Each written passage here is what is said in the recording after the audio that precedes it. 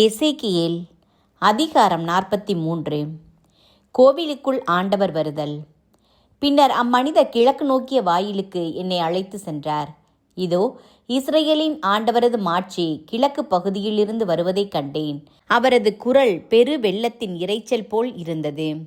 நில்மோ அவரின் மாட்சியால் ஒளி வீசிற்று. நான் கண்ட காட்சி, அவர் நகரை அழிக்க வந்தபோது நான் கண்டது போன்றும், கேபார் ஆற்றோரம் நான் கண்டது போன்றும் இருந்தது. நான் முகம் குப்புற விழுந்தேன். ஆண்டவரின் மாட்சி கிழக்கு நோக்கிய வாயில் வழி கோவிலினுள் நுழைந்தது. பின்னர் ஆவி என்னை தூக்கி உள் முற்றத்திற்கு அழைத்து சென்றது. ஆண்டவரின் மாட்சி கோவிலை நிரப்பிற்று.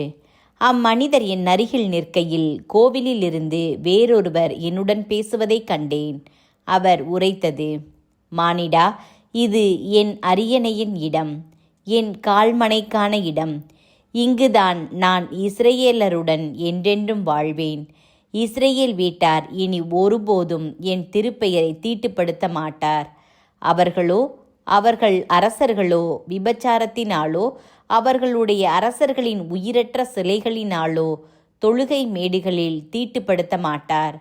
அவர்களின் வாயிற்படியை என் வாயிற்படிக்கு அருகிலும், அவர்கள் கதவுகளை என் கதவு நிலைகளுக்கு எதிரிலும் வைத்து, எனக்கும் அவர்களுக்கும் இடையே ஒரு சுவரை மட்டும் வைத்து என் திருப்பெயரை அவர்களின் அருவருப்பான செயல்கள் மூலம் தீட்டுப்படுத்தினர். எனவே அவர்களை நான் என் சினத்தில் அழித்தேன். இப்போது அவர்கள் தங்கள் விபச்சாரத்தையும் தங்கள் அரசர்களின் உயிரற்ற சிலைகளையும் என்னிடமிருந்து அகற்றிவிடட்டும். அப்போது நான் அவர்களிடையே என்றென்றும் வாழ்வேன். நீயோ இஸ்ரவேல் வீட்டாருக்கு கோவிலை பற்றி விவரி. அதன் மூலம் அவர்கள் தங்கள் பாவங்களை குறித்து வெட்கமுறட்டும். கோவிலின் அளவு முறையை அவர்கள் ஆராயட்டும். அவர்கள் தாங்கள் செய்ததெல்லாம் குறித்து வெட்கமுற்றால் அவர்களுக்கு கோவிலின் அளவு முறையை காட்டு. அதன் கட்டமைப்பையும் வெளி வாயில்களையும் நுழைவாயில்களையும் அதன் முழு அமைப்பையும் எல்லா முறைமைகளையும் முழு திட்டத்தையும் சட்டங்களையும் தெரிவி. இவற்றை அவர்கள் கண் முன்னால் எழுதிவை. அப்போது அவர்கள் அத்திட்டத்தின்படி நடந்து அதன் எல்லா முறைமைகளையும் கடைபிடிப்பார்கள். கோவிலின் சட்டம் இதுவே. மலையின் உச்சியிலுள்ள எல்லா சுற்றுப்பகுதிகளும் உன்னத இடங்களாகும். இதுவே கோவிலின் சட்டமாகும். பலிமேடை. முழு அளவுக்கேற்ப பீடத்தின் அளவுகள் பின்வருமாறு: 1 முழம் என்பது 1 முழு முழம் 4 விரற்கடையும் கொண்டது. பீடத்தின் அடிப்பாகம் 1 முழம் உயரமும் 1 முழ அகலமும் கொண்டது. சுற்றுப்புறத்தில் அதன் ஓரத்தில் 1 சாண் விளிம்புகள் இருக்கும். பீடத்தின் உயரம் இதுவே. நிலத்தின் அடிப்பாகத்தில் இருந்து கீழ் விளிம்பு வரை இதன் உயரம் 2 முழம், அகலம் 1 முழம். சிறிய விளிம்பு முதல் பெரிய விளிம்பு வரை உயரம் 4 முழம், அகலம் 1 முழம். பலிபீட சிகரம் 4 முழ உயரமானது. 4 கொம்புகள் சிகரத்திலிருந்து மேல் நோக்கி இருந்தன. பலிபீட சிகரம் 12 முழம் நீளமும் 12 முழம் அகலமும் கொண்ட சமசதுரமானது. மேல் விளிம்பு 14 முழ நீளமும் 14 முழ அகலமும் கொண்ட சமசதுரமானது.